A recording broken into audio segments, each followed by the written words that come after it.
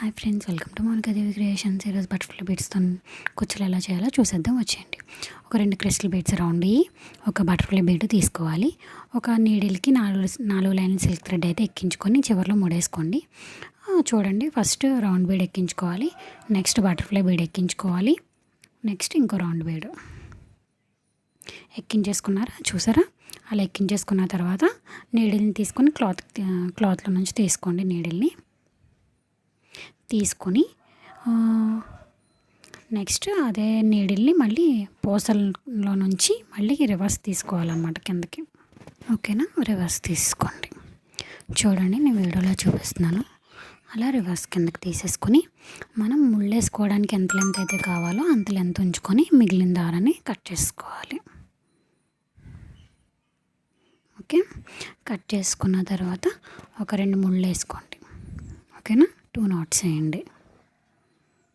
వీడియోలో చూపిస్తున్నాను, చూడండి క్లారిటీగా ఎలా వేస్తున్నాను.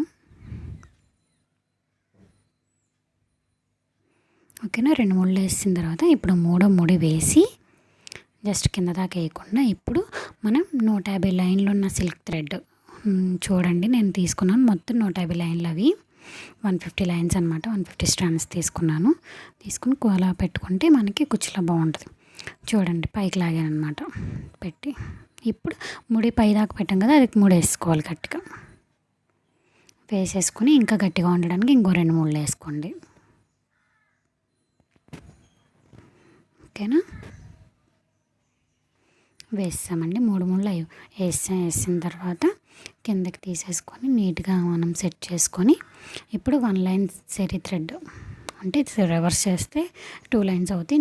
చివరిలో ఒక నాట్ వేయండి, నీట్గా ఉంటుంది. ఎక్స్ట్రా కట్ చేసుకోండి. 3 వేసిన తర్వాత చూడండి, నీడిల్ని బ్యాక్ సైడ్ నుంచి తీసుకోవాలి. తీసుకొని ఒక ముడేసుకోండి.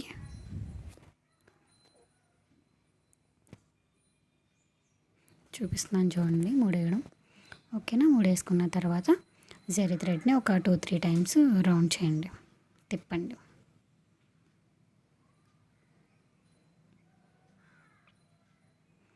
ఓకేనా? చూడండి, 3-4 సార్లు తిప్పండి.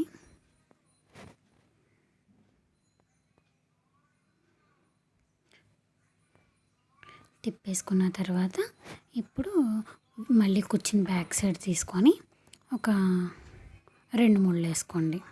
ఒక ముడి వేసుకోండి. వీడియోలో చూపిస్తున్నట్టు వేసుకోండి. వేసుకొని గట్టిగా లాగండి.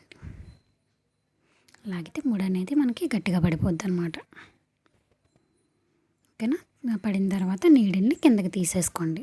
లోపల నుంచి తీసేసుకొని నీట్గా కట్ చేసుకోండి జరీ థ్రెడ్ని కనిపించకుండా.